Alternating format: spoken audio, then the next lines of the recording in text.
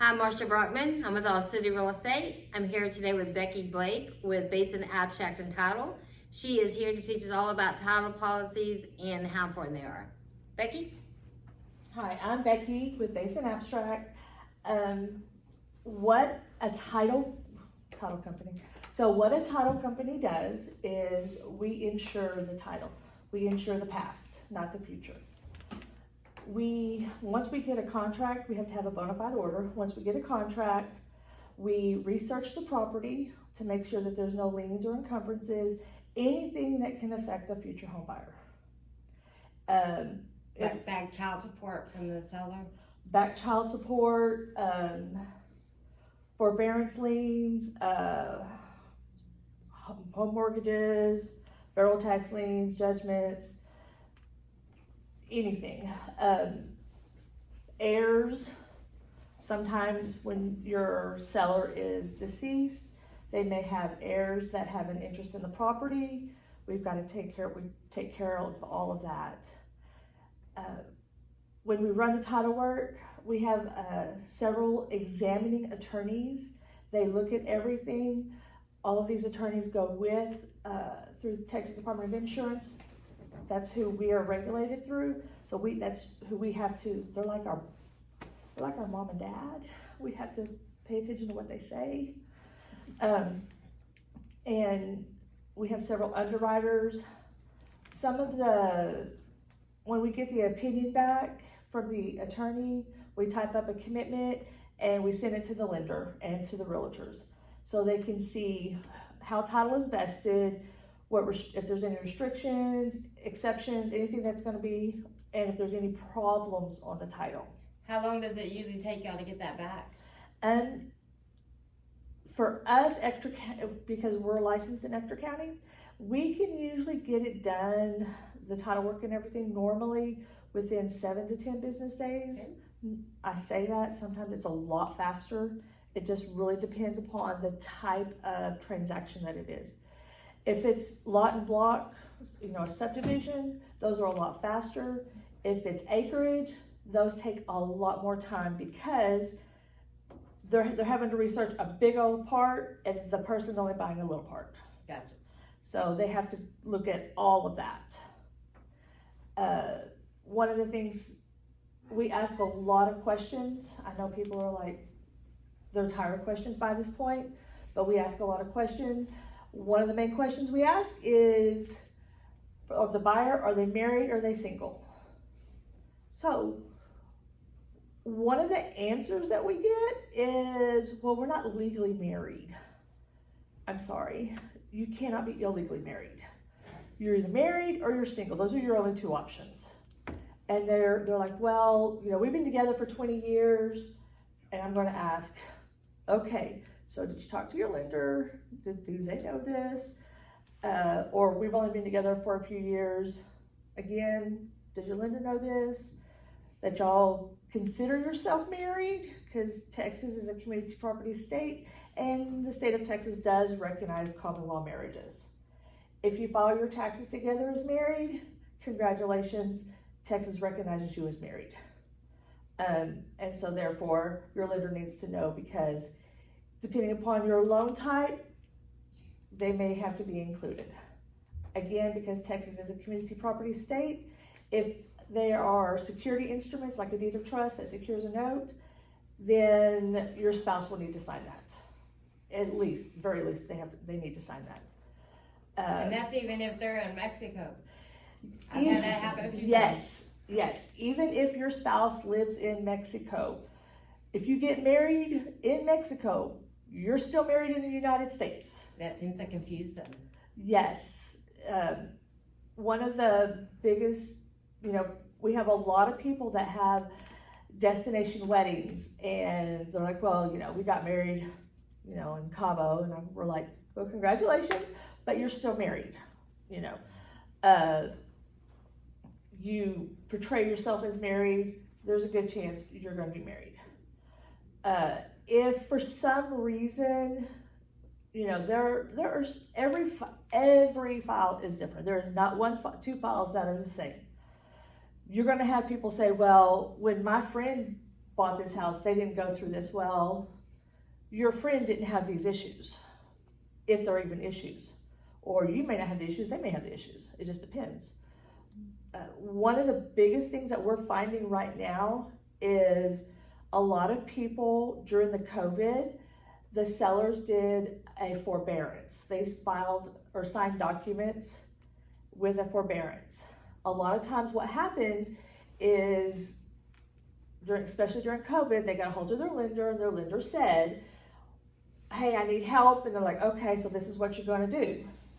Well, they didn't know that there is a lien filed now. And during that lien, they have to pay all that back. They have to pay the interest back, the principal back. There may be penalties and maybe, other things that happen. When you ask for the payoff, the lender gives them that payoff, but they don't give them the payoff for the forbearance. Correct. That's two different payoffs. Yes. Because one is going to your mortgage company, the other one is going to the Secretary of HUD. And is that conventional too, or just FHA? FHA. Okay. Yeah, FHA is the Secretary of HUD. And they've started a portal, and it doesn't take as long, but we still have to order that. And if we don't know about it, and this is happening a lot, we do the title work, and it doesn't show up on the title work because it wasn't filed yet. Right. When we get ready to close, we bring that title forward, and lo and behold, we have a forbearance lien. So that we can't close. If title is not clear, if we're not in a position to issue you a good title insurance policy, we cannot close. We will not close. So for a seller that did the forbearance loan, right? So how new does that have to be for you guys? Like, say we get into listing a property, and then we go ahead and start looking for this forbearance loan, right? And say we get it, but we don't sell the house for, say, 2 months or 3 months down the road. You have to get another one? No. What do you mean? You only get one forbearance loan. Huh? You only get one forbearance loan. No, but I mean the payoff amount, because it always changes. A forbearance. Okay, on a forbearance, they're good for 3 months. 3 months, okay. Okay. So that happened to us, and then we had to turn around and get another one. Yeah. Was it forbearance? So I wasn't sure of the time frame. Yeah, there's one that's good for 3 months, and then there's another one that you have to get it every time because it has principal, interest, and everything else like that. But for the forbearance is usually for 3 months. Okay. And then the other thing is, a lot of people, whenever you're listing property, ask them, did you sign anything with your mortgage company because you got into trouble or because something happened and you needed some help?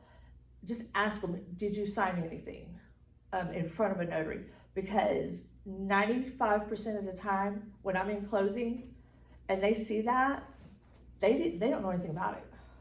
They don't know it's a second lien. Yeah. They do not know it's a second lien. It was confusing to a lot of them. Yes, and it really is. So it helps us if we know a little bit about it too. Yes, and the same thing with solar panels. So the truth about solar panels is, I've heard people say, well, they said that there's no lien on the property. A UCC is a form of lien, okay? If you ever read a UCC, and it tells you for solar panels that it has your property listed, which is how we found it. So that has to be taken care of as well. So what happens though, if the buyer tries us to, say it comes at the end, it can literally knock them out. That's what we were gonna ask you, and I couldn't remember the question. But if the buyer won't take it over, then the seller's gonna have no choice if they wanna sell the property to pay off those solar panels. It creates kind of an issue. Exactly. And as a title company, we are a disinterested third party. So what that means is we just gather the information and present it. We don't negotiate, Right. Or anything like that. And sometimes we're part detective. Like I said, Because there are times that, you know, especially if there's a deceased person and they didn't do a probate, they want to do an affidavit of heirship, that you may have to find an heir because that heir may have an interest in the property. We've had people And that, sometimes they don't even know they're on there. I had this Yeah. deal in Midland fall apart because the guy was like, no, my grandma died 20 years ago, we already took care of it, and it was only showing his name when you pulled it up on the MCAD. Mhm. Well, then come to find out, when the title came, it was still in his grandmother's name that died 20 years ago, and everybody was spread out.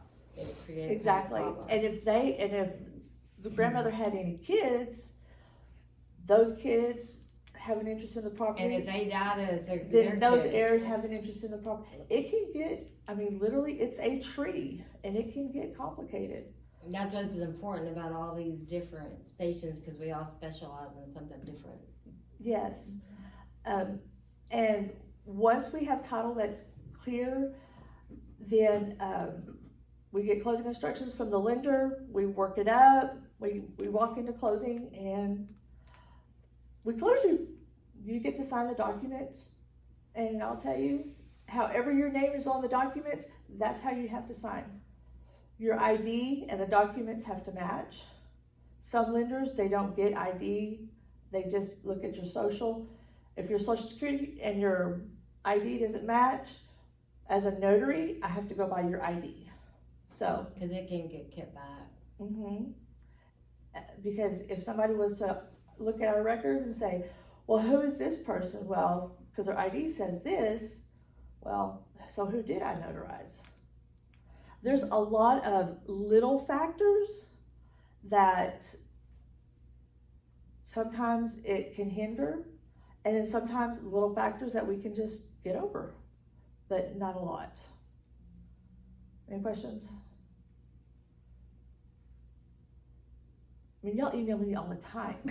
And I'm thinking, I know on land it gets kind of tricky.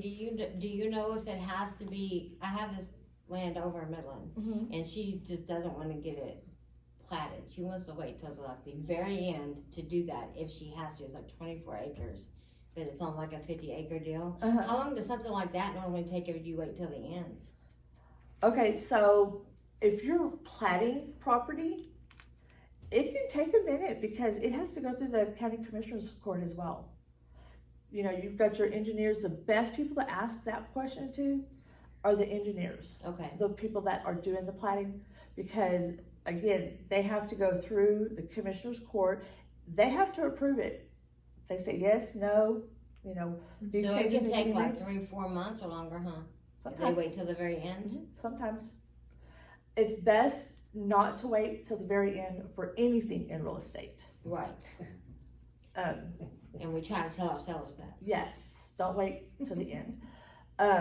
When we do closings, buyers and sellers, we don't close them at the same time because for privacy reasons, the buyers have information that the sellers don't need, and the sellers have information that the buyers don't need. Plus, we don't want them to try to renegotiate the contract at the table. Not saying that's ever happened before, but yes, we said no. Any questions? Preguntas? That I could think of. You've answered everything. You're good. See, you're very detailed. Yeah, sometimes. Well, okay. And thank you for not asking about mobile homes. I thought we did ask about mobile homes. Not me. No, well, tell us about mobile homes and that's right. That's what I was going to ask you. Private, personal mobile homes versus ones that have been retrofitted, and how does that work? Y'all can't close them, right? No, we can. Personal ones? We don't, if it has real estate, we can close it. What if it doesn't have If land, it's it just a can't? mobile home, Yes. no real estate, no, we cannot Okay, close that's it. what I thought. If the mobile home, so we have a lot of lenders, not local lenders, internet lenders, that don't understand how the state of Texas works. Okay. Okay? If there is a lien on the mobile home, that mobile home cannot be perfected as real property. Okay.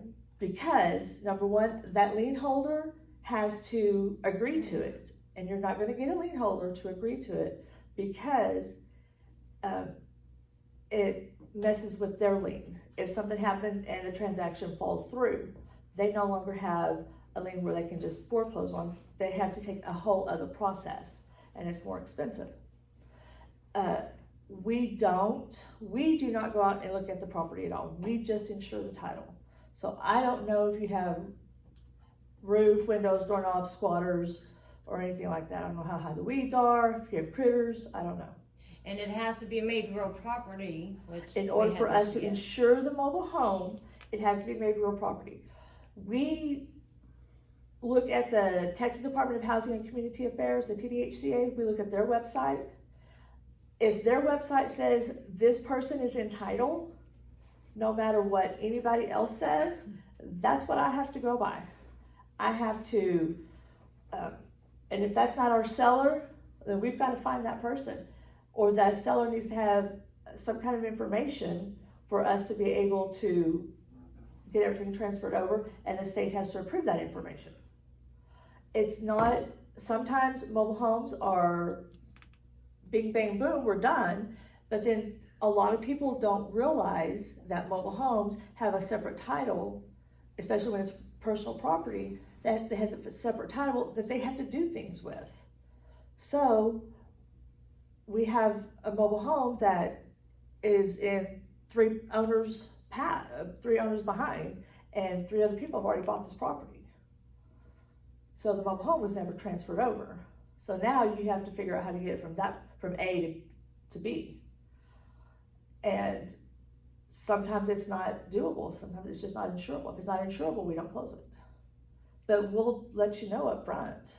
So, well, y'all, okay, so the mobile home's personal property, then you have the land, which is the real property. Uh-huh. But now it's gotta be attached, it's gotta be retrofitted. And then the title needs to be changed. Will y'all change the title, or do they have to send off specifically to make it into one? Okay. How does that work? So if there is no liens on the property, there's no liens on the mobile home, we generally try to talk the seller into doing it before closing. Okay? Because it's just a whole lot easier if you do it that way. You get a lender, it's easier for the lender, it's easier for it's easier for the entire process. We can type up the paperwork and the seller can send it off. I show them how to do it. For some reason, if there is a lien on the mobile home, then we can do it post-closing.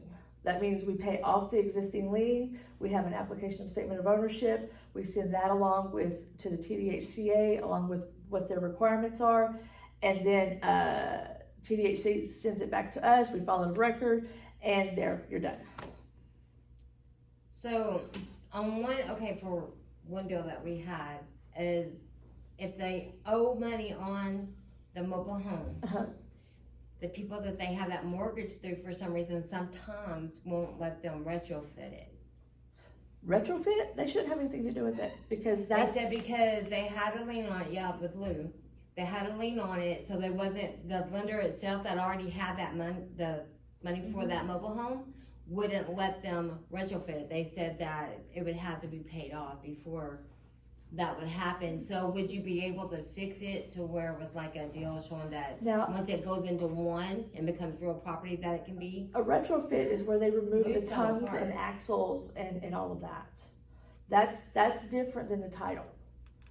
The lender, the mortgage lender for the mobile home, that should not have anything to do with. I was talking about making it real property because Lou lost her whole deal over it.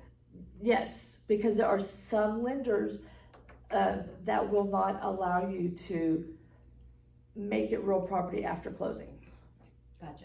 Okay, there are some lenders that understand, that know the state of Texas and know its process, that say, okay, we've got all of this, we understand that it's got to be made real property after closing. I know of one lender that's sitting in this office that knows that. Gotcha. Because that's not in our control. That is strictly the state of Texas. Okay. And there are some lenders that when it comes to mobile homes, The hardest thing about them for me, for my business, is the title. We have some lenders that want us to make it real property before closing. Right. And there's a lien on it. Even though I can print out the state of Texas manual or for the mobile homes and send it to them, they're like, well, that's not what my underwriter, agrees to. Then they need to take it up with the Texas Department of Housing, TDHCA, okay. because this is what their rules are. And another thing, if there's an issue on the title, a lot of times we will run it through our underwriter, and our underwriter will guide us and say, okay, so this is what has to be done. And if our underwriter, and if we can't do what our underwriter, or if the people are not willing to do what the underwriter says, then, our underwriters are like our bosses, because they're the ones that are willing to issue the insurance on the transaction. Is there also problems with, say, condos or the duplexes when it comes to the title and the? Mm-mm. Okay. No, the only issue would be if it was never conveyed properly. The one of the most common things is family to family, Mm-hmm. because Texas is very strong on homestead laws, okay? So That's why I was kind of wondering how they do the condos and stuff. So if let's say a mom and dad are selling to their son, if the mom and dad are living in the property as their homestead and they are not purchasing another piece of property as their homestead so they can move into it, then my underwriters will not insure that transaction unless the lender will allow us to put an exception on the title policy regarding the homestead.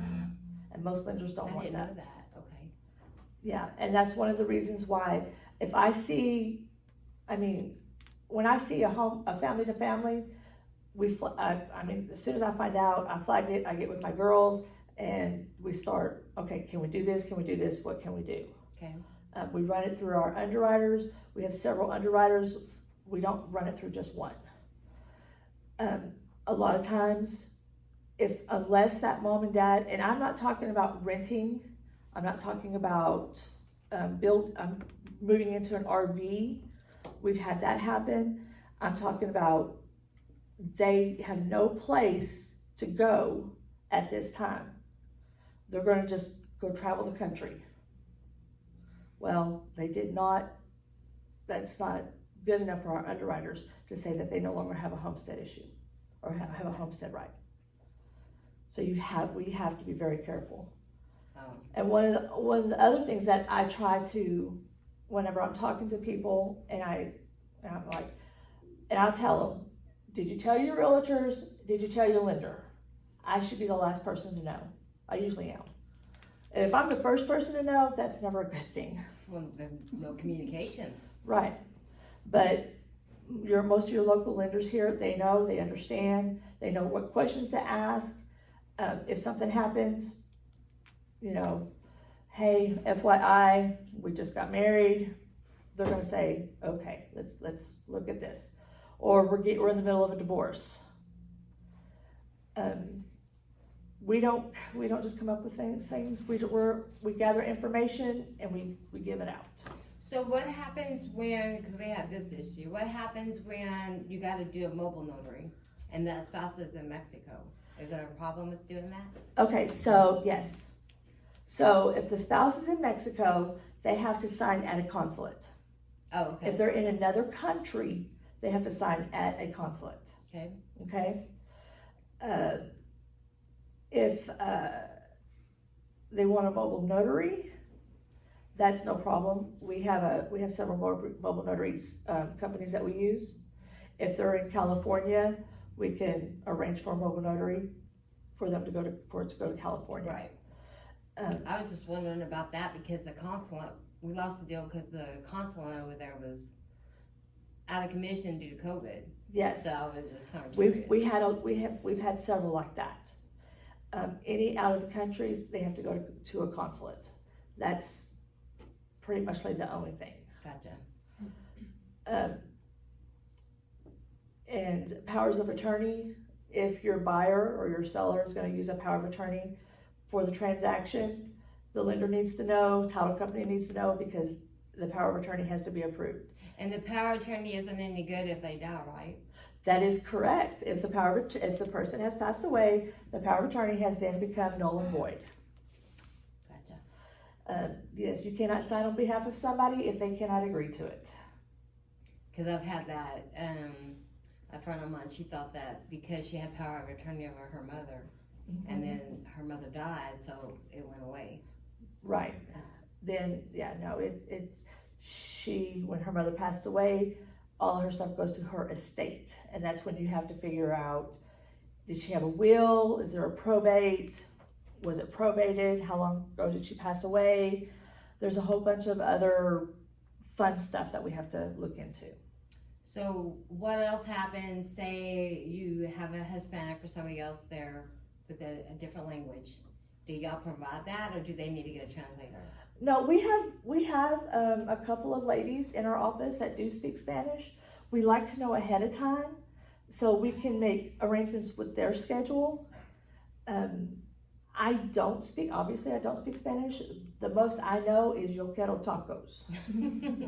Well, I'm talking about now, you've even got like Chinese people and stuff coming over here, so sometimes they have to get their own translator, right? Yes, if it's, yes. We don't speak any other language but Spanish, Tex-Mex, and sarcasm. But all the contracts have to be in the English, we can't. Correct. And the documents have to be in English as well. Right. As a notary, I cannot notarize anything that is not in English because that's all I know is English. No, can you explain, that's a big question, can you explain it, or if they have a question about their lending documents, they have to call the lender, correct? That is correct. So when I give them a document, I may tell them what's on top of it. One of my favorite documents is the Texas fraud notice. I just tell them, hey, if you lie to the lender, you're going to jail. I mean, don't get me wrong, it's only for 2 to 99 years, give or take, okay? Just 2 to 99. But if they have a question about their payment, if they have a question about any documents, though, if it's not a document that we did not prepare, I'm very limited as to what I can do because we did not prepare it. I only say that because we have had people walk out of the office because you couldn't, or another title person couldn't answer their questions and couldn't get a hold of the lender. She goes over it. They don't usually have a problem with Becky. I've never had anybody have a problem with Becky. Yeah. Oh, She goes over it really well. Yeah, there are some documents that If they have a good lender, the lenders went over. Exactly. Again, that's what's great about communication. Yeah. Exactly. If you have a lender that doesn't, not just doesn't communicate, but actually doesn't know the documents themselves. Right. And we've had that a lot. I've called a loan officer and in closing and said, hey, I've never seen this document before. Can you explain it to us? And they're like, no. I'm like, well, okay. Was it an out-of-town lender? Yes. That's what I figured. Yes. It was an out-of-town lender. I got a hold of the closing department and they didn't even know what the document was. So the borrower, they read the document, and once they were comfortable with it, then, of course, they signed it. I do not generate lender documents or anything like that. That is the lender's responsibility. I'm a title company. I'm disinterested, third party. I just, I only said that because I've known personally when you got picked on No, because they wanted you to do somebody else's job. no, you did not say that ain't true. But yeah, there's, in our office, we have several closers. We have 3 in-house attorneys. We also have, my boss, he's not an attorney, but he's as smart as one. And he's been doing this for so long, this is all he knows, I think. But Super nice guy. super nice guy. Until you cuss one of his girls out, then he's not so nice. Oh no, then he's in there. Yes. But, you know, we've had people that want to read their documents ahead of time. As realtors, we ask you, if you know your customers and you know they want to read it, let us know ahead of time so we can prepare, we can give them their documents prior to closing. That way we're not there 6 hours. Right, because we're 30-minute closings, that's what we strive for. We go in, we close for 30 minutes, and we go out. And then we fund it, or well, we go send everything to the lender says, hey, use our money, we're good. Oh, that's a good question, funding. So sometimes it don't fall till the next day, buyers want their keys, or if it goes on a weekend, then it doesn't fund until Monday. Okay, so, all right, so depending upon when it closed, who the lender is, and if there was any problems, okay? If it closes at 5 o'clock, I had one yesterday at 5:30. I told them straight up front, it is not going to fund, okay? Because it's 5:30, everybody's already gone. If it closes, you know, in the morning, there's a better chance of it funding. That means the buyer gets their keys, the seller gets the money, okay? It may fund, but it may not disperse, depending upon where it's at in line, Right. okay? What's y'all's cutoff time? We have a 3 o'clock wire cutoff time. Okay. And we do everything in our power. We have to get all wires out before 3 o'clock. We have a couple of girls that can do wires at the same time. And then they go back and they write realtors checks, and then they go back and disperse everybody else's checks. But for the most part, we try to get everything funded as quickly as possible. That way there can at least be an exchange of keys. Okay. Sometimes, and there have been times like this, and I won't mention any lender's name, but they're internet lenders, that they're hard to get a hold of in funding, because we'll send them the entire loan package, and then we'll email them and call them, and they hadn't even looked at it yet, and it's already been 2 hours. That's what's great about having local lenders Yes. that we can get in contact with instead of going through email all the time. Yes. And that's what we tell them, look, hey, we've tried, this is what we've done, but if they don't communicate with us, we can't communicate with them. And that's one of my philosophies. If you work with me, I'm going to work with you. I know not everybody can do a 2 o'clock in the afternoon closing because, you know, they work in the oil field or whatever. You work with me, I'm going to work with you. But that's just how I do. You are good about that too. Thank you. Hi, I just want to take a moment to thank Becky for all that valuable information on title policies. Thank you for watching. If you have any further questions on title policies or the home buying process, give me a call.